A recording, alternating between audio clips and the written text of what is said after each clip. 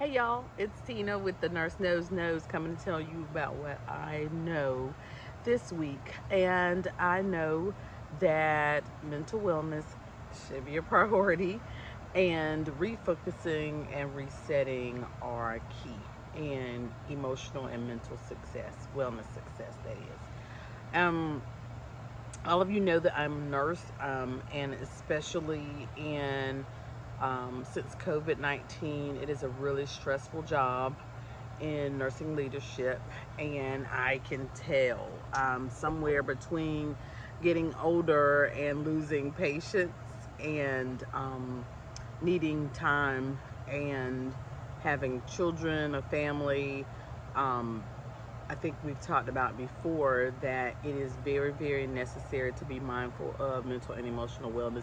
And sometimes it is more difficult to take the advice that you give than to give it. But we made it a priority this time. Our children are away, yay, with family, and they need the break from us as well. I think as parents, that's hard for us to admit because we think there's nobody that can do it the way we do. And while that's true, there are other ways to do it successfully other than our way. So, to the parents who believe that no one can take care of your children like you do, you're absolutely right. But to those of you who think that no one can take care of your children and be successful at it other than you, you lie to yourself daily.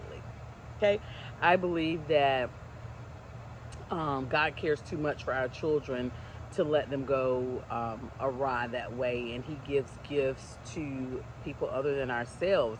And so, although we spend the most time with our children and we know them best, someone else has some better tips and things that we can take note of. And I don't believe that any harm comes from that. They benefit from it. They learn to put into action all the things that we teach them and we preach to them, and we repeat and repeat and repeat. Be kind, be respectful, look out for each other. All of those things. Try something new, do something different. Take time by yourself, resolve your own issues. They need that time away from us to grow. And so please don't smother your children. That's one thing. So whenever you can get away from them and let them get away from you. Very hard to admit that.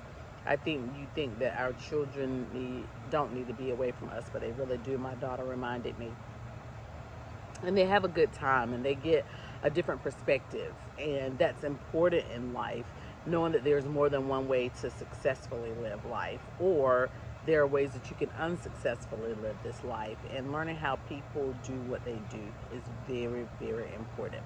So I am a mother who fully participates in my children's lives, but I am also wise enough to know that they benefit from distance as well. One thing that I've heard over the course of my life is that the parent, the what is it? The measurement of success for parenting is not how well your children do with you; it's how well you teach them to live without you.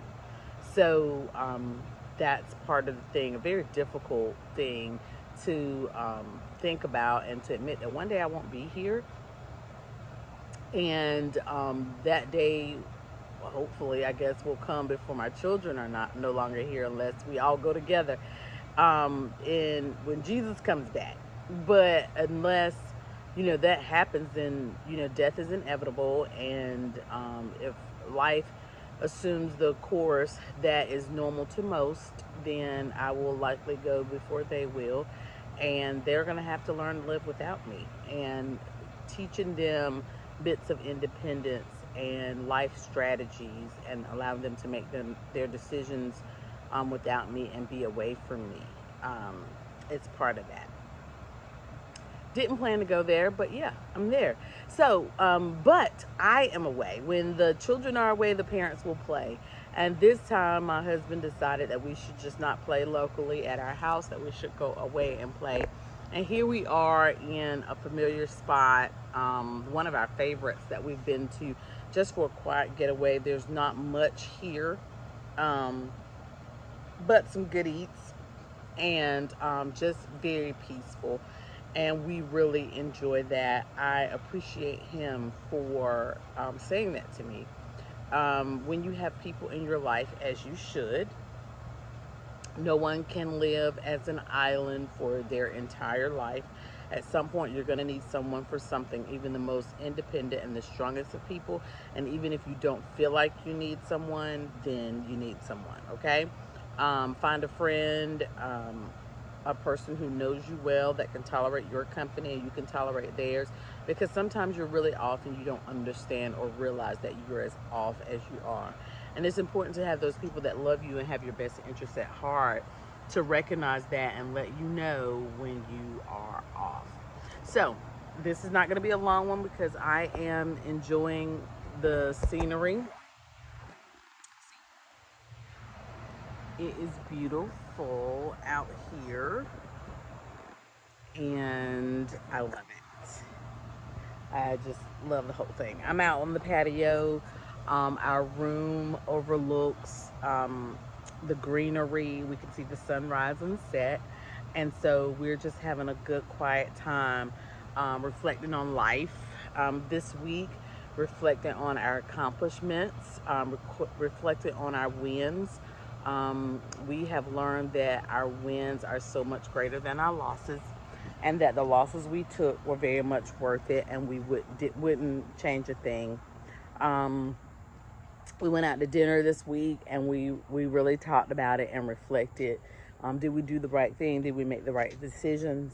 Are we glad that we hung in there? Not just we as in he and I, but hung in there with the life that we made and the decisions that we chose and all those things, because sometimes it gets really tight and difficult. And we realize that we're better together, that we are not stresses for each other's lives, but we are safe spaces. And when he was weak, I was strong, and when I was strong, he was weak, and vice versa, and we complement each other. And that's the way relationships should be. So, more of the beautiful scenery. Um, so that's the way life should be. So when you're choosing relationships, relationship partners, whether that be friends or not, I also told a friend that I could not have made a better decision but to cut off a relationship some years ago, and it has created so much peace for me. um, you just get worn down sometimes with being the go-to and trying to do for all, even at the expense of sapping your own self, your own energy, your own emotional fortitude, and people just being drained. So, in order to okay, avoid that, then you just have to do what you need to do for you. So, I want to say to you today, whenever you do, wherever you go, please take time to reset, refocus, revitalize your life, and steal away. Um, get off of Facebook, get off of Twitter, get off of TikTok, Snapchat, IG, all of that, unless it's going to be to capture the memories that will continue to bring you peace after your refocus is over. So this is what it looks like, and it is beautiful. It reminds me of the country where I'm from. All right, I will talk to you later. This is Tina signing out, telling you to refocus, revitalize, and revive yourself with some time away. And even if you cannot afford or you can't go away, then create that moment, create that space in your mind, in your home, or in a park or somewhere where you find peace and solace. Okay? Until the next time, live well, do well, be well, and I will talk to you next week. Bye.